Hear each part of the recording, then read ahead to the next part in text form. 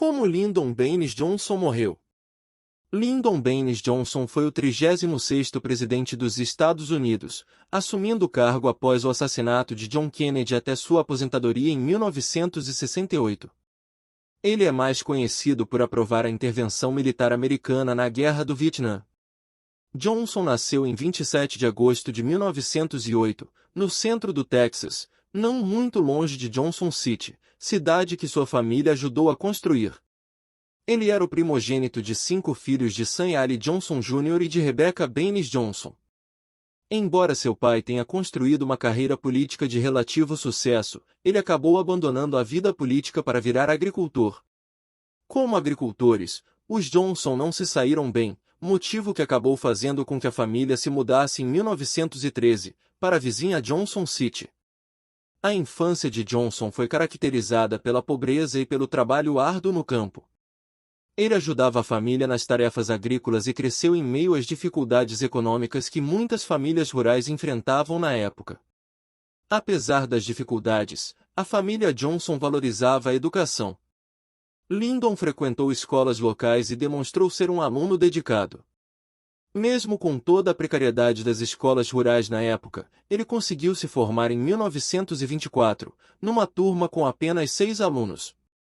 Após sua formatura, Lyndon só iria ingressar numa faculdade 4 anos depois. Ele ingressou em 1928 na atual Universidade do Texas em San Marcos.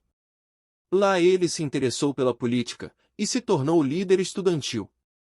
Por 9 meses, Johnson interrompeu os seus estudos, para trabalhar como professor em uma escola predominantemente composta por alunos descendentes de imigrantes mexicanos, onde testemunhou a pobreza extrema de seus alunos, e desenvolveu uma sensibilidade social que marcaria sua carreira política. Depois de se formar em 1930, ele lecionou por um breve período, mas suas ambições políticas já haviam se concretizado. Em 1931, Johnson ganhou uma nomeação para trabalhar como secretário legislativo do congressista democrata do Texas, Richard Kleber, e mudou-se para a capital Washington. Em 1934, Johnson conheceu Claudia Alta Taylor, conhecida por seus amigos como Lady Bird. Rapidamente eles se tornaram um casal, e Taylor usou sua herança para financiar a candidatura de seu marido ao Congresso em 1937. Mais tarde, ela comprou uma estação de rádio e depois uma estação de televisão, o que tornou os Johnsons ricos.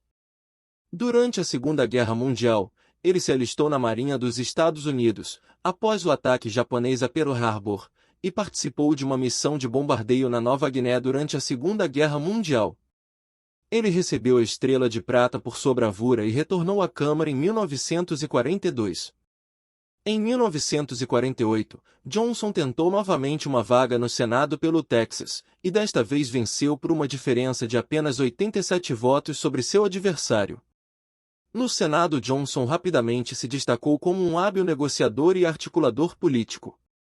Ele foi eleito líder da minoria democrata em 1953 e líder da maioria em 1955, cargos que lhe deram grande poder e influência sobre as decisões legislativas.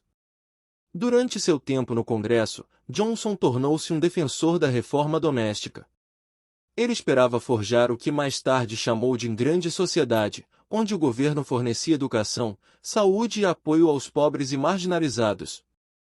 A atenção de Johnson à reforma social foi tipificada por 2 leis de direitos civis, aprovadas em 1957 e 1960, ambas defendidas por Johnson.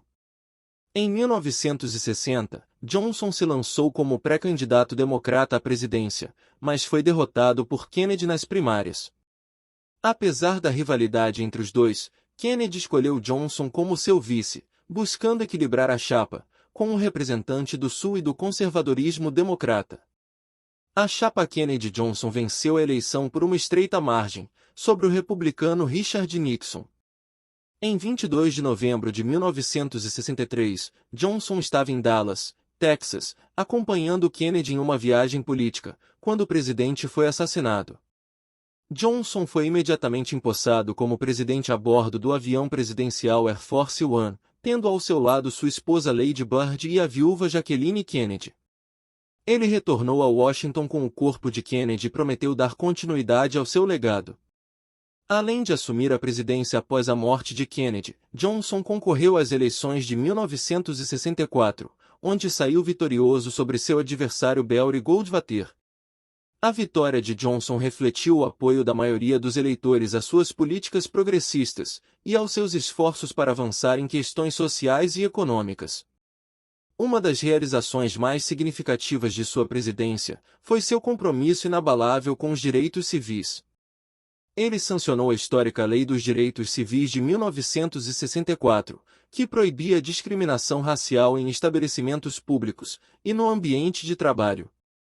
Além disso, ele desempenhou um papel vital na aprovação da Lei dos Direitos de Voto de 1965, que procurava eliminar as barreiras ao voto, que afetavam desproporcionalmente os afro-americanos, especialmente no sul segregado. Johnson também ficou conhecido por seu programa ambicioso e abrangente chamado A Grande Sociedade. Sob essa iniciativa, ele procurou combater a pobreza e a desigualdade, por meio da implementação de programas sociais.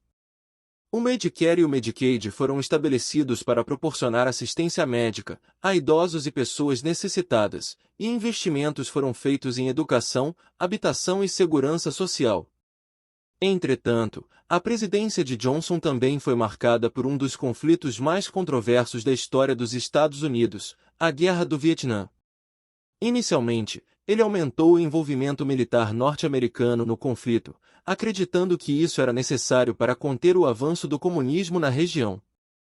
No entanto, a guerra se tornou cada vez mais impopular entre os americanos, levando a protestos generalizados e questionamentos sobre a estratégia adotada. Apesar de suas conquistas notáveis no cenário doméstico, a presidência de Johnson foi marcada por uma escalada de tensões internacionais e uma divisão crescente na sociedade americana. Sua popularidade diminuiu à medida que a Guerra do Vietnã continuava e as críticas aumentavam. Em um gesto surpreendente, Johnson anunciou em 1968 que não buscaria reeleição, encerrando assim seu mandato presidencial. Após deixar a presidência em janeiro de 1969, ele passou seus últimos anos focado em seus interesses pessoais e na administração de suas propriedades. Nos anos seguintes, Johnson se concentrou em estabelecer sua biblioteca presidencial na Universidade do Texas. Ele considerava sua biblioteca um projeto importante para preservar seu legado político e as realizações de sua presidência, incluindo os programas de direitos civis. Em seus últimos anos, sua saúde começou a se deteriorar, e ele enfrentou problemas cardíacos e outras condições médicas. Ele passou por cirurgias e tratamentos médicos para lidar com esses problemas de saúde. Tragicamente, em 22 de janeiro de 1973, Lyndon Baines Johnson começa a passar mal enquanto estava em seu rancho.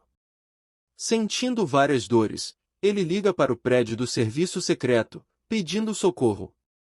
Ao chegar no quarto, os agentes encontram o ex-presidente caído no chão com o telefone ainda em sua mão. Mesmo sendo socorrido, ele não resiste e já chega ao hospital morto. A causa de sua morte foi ataque cardíaco.